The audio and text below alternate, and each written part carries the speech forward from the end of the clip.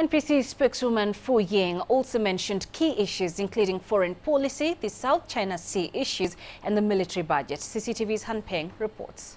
China had pledged not to militarize its islands in the South China Sea. So why has China deployed surface-to-air missile batteries? And China's diplomacy and military budget dominate the questions from foreign reporters with South China Sea tensions under the spotlight. What threat is China guarding against? The issue of militarization has been hotted up and misrepresented. It is a sort of language hegemony. Some reports try to blame China for affecting freedom of navigation and undermining the stability of this region. Such practice misrepresents the situation. Talking about militarization, if we look at those advanced ships and aircraft going in and out of the South China Sea, most of them are from the U.S. The U.S. has deployed as much as 70% of its naval forces to Asia. Defensibility is not equivalent to militarization. When answering a question on China's rising military budget, Fu said the sensationalization from the U.S. side of the South China Sea issues is a result of the Pentagon's attempt to convince Washington of the need for a bigger military budget. She said China's rise in military spending is in accordance with the needs of national defense and fiscal revenue conditions.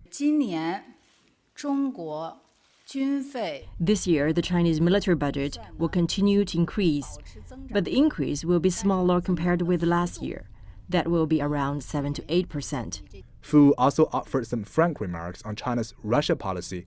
She said that Sino-Russian relations are the most positive and stable bilateral ties among what she calls the trilateral relations between Beijing, Washington, and Moscow. China and Russia relations are currently at their best period in history. My impression is that, compared with dialogue between China and other countries, China and Russia did not need to spend much time discussing or debating about our differences, and we will not exert pressure on the other side, so we can focus all our attention on cooperation. But the press conference was not just about foreign military policies.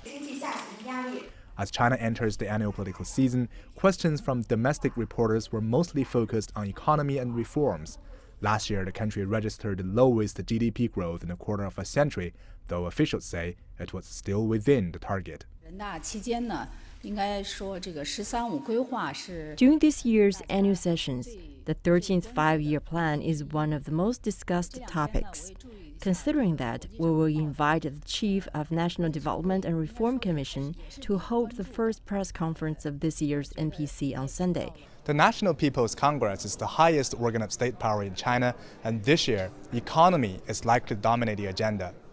In the next 2 weeks, deputies from across the country will cast their votes to decide China's next move.